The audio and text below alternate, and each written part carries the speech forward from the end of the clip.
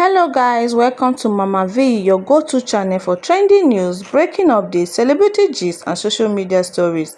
Please do not forget to subscribe and turn on your notification bell so you never miss a trendy story. Thank you guys. And we start with Lucas Tomlinson live in West Palm Beach, where the Commander-in-Chief has been spending the holidays. And Lucas, you've had great coverage overnight here. What else are we learning about this operation?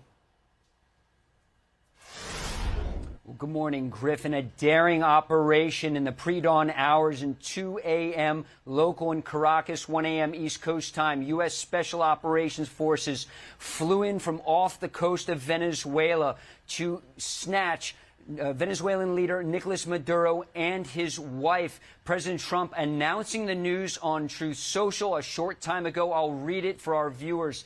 It says, quote, "The United States of America has successfully carried out a large-scale strike against Venezuela and its leader, President Nicolás Maduro, who has been, along with his wife, captured and flown out of the country.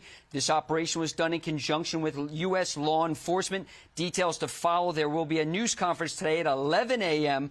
at Mar-a-Lago. Thank you for your attention to this matter. President Donald J. Trump."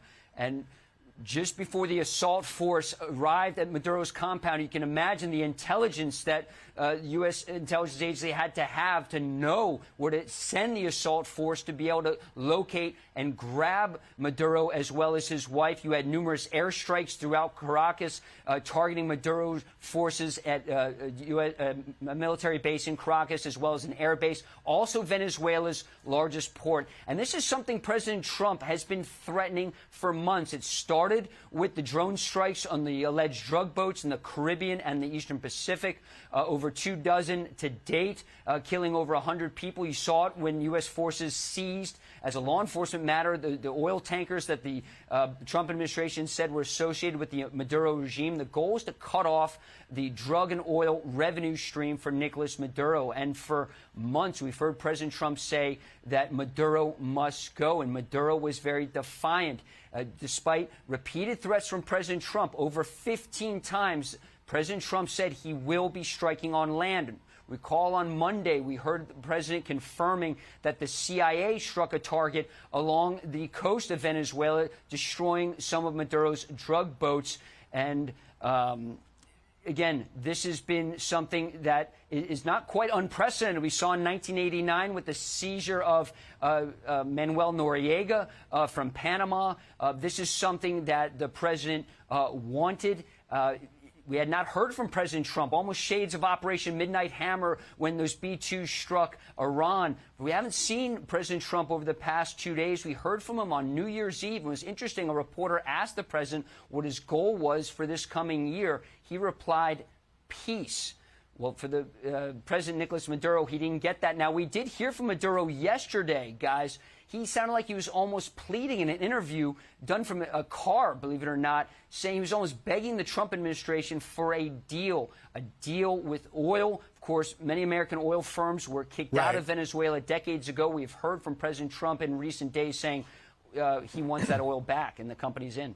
Well, and it's excuse me, pretty clear, Lucas, that the clock had run out for Nicolás Maduro to come to the table despite that interview that he did. Lucas, we're just getting a tweet this morning from Senator Mike Lee, who is saying just got off the phone with Secretary Rubio. He informed me that Nicolás Maduro has been arrested by U.S. personnel to stand trial on criminal charges in the United States, and that the kinetic action we saw tonight was deployed to protect and defend those executing the arrest warrant. This action likely falls within the president's inherent authority under Article 2 of the Constitution to protect U.S. personnel from an actual or imminent attack. It's interesting as we read that, Lucas, the vice president, Delcy Rodriguez of Venezuela, took earlier to state TV in Venezuela demanding proof of life of Maduro. But it's pretty apparent that it's unclear who is running that country right now. You're looking live at some of the strikes that were carried out there. Do we have any more indication about who is running the country there now, and whether or not any of the other individuals like the vice president and others associated with Maduro's regime may be targets still?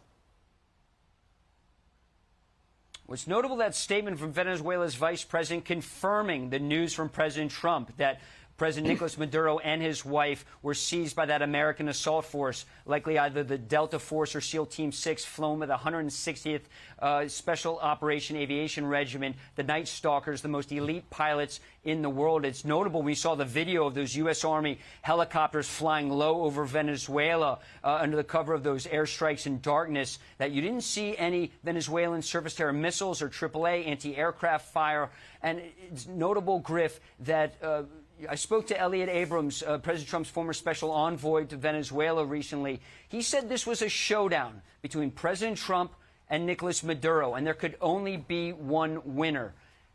And that is why President Trump likely did not back down. You had this large military buildup in the Caribbean. You have about a dozen warships offshore. You have the USS Gerald R. Ford strike group that was rerouted from Europe, came to the Caribbean. You had the USS Iwo Jima amphibious assault ship. You have dozens of helicopters aboard there. Of course, dozens of strike aircraft aboard Ford. You also had squadrons of F-35 stealth fighter jets from the Air Force that arrived in Puerto Rico in recent days, from the Air Force, including the Green Mountain Boys from Vermont.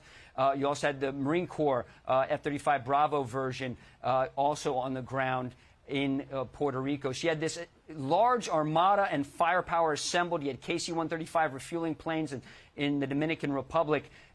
President Trump offered no indication that he was backing down from his threat. And President Trump, when he makes these threats, typically follows through. And that's what we saw in the pre-dawn hours this morning. And again, there could only be one winner in this showdown, and it was not Venezuelan President Nicolás Maduro, it appears.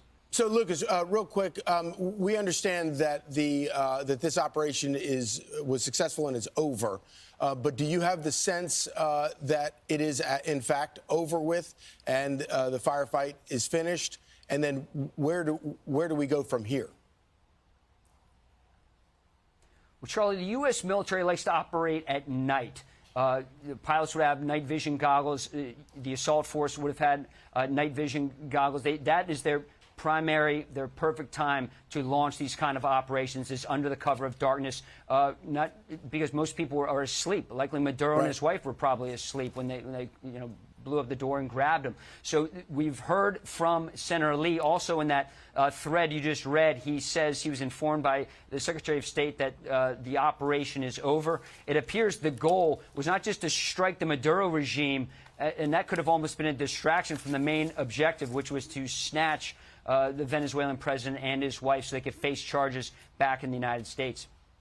Lucas, back in October, President Trump sent a clear message to Maduro saying this. Mr. President, it has been reported that Maduro offered everything in his country, all the natural resources. He even recorded a message to you in English recently, offering mediation. What should we do in order to stop that? He has offered everything. He's offered everything. You're right. You know why? Because he doesn't want around with the United States. Yeah, the president didn't mince words, Lucas. This is obviously a signature moment for President Trump and his administration, another precise, swift, and seemingly effective military operation. What do you think we can expect to see from the international community in response? Well, allies of the United States are going to be on the side of the United States, and America's adversaries are going to come down pretty strong on this. And when you read the statement from Senator Lee talking about Article 2 and the president's authority to carry out this operation, likely probably getting a jump on some of the criticism that the president might be facing with Democrats on Capitol Hill. So perhaps a little cover there from Senator Lee. So adversaries of the United States and, of course, Maduro's allies, Russia, China, and Iran, are going to come down very strongly on this operation. Let's not forget that in early December, War Secretary Pete Hegseth outlined America's new national security strategy. Part of it was bringing back what he called the Monroe Doctrine, taking control of the Western Hemisphere. There are officials in the Trump administration, including Secretary Rubio, that want to decrease the influence of China, Russia, and Iran. Of course, we've seen Hezbollah operatives set up shop in Venezuela in the past. This was all the reason that President Trump wanted a change in Venezuela. I'm Steve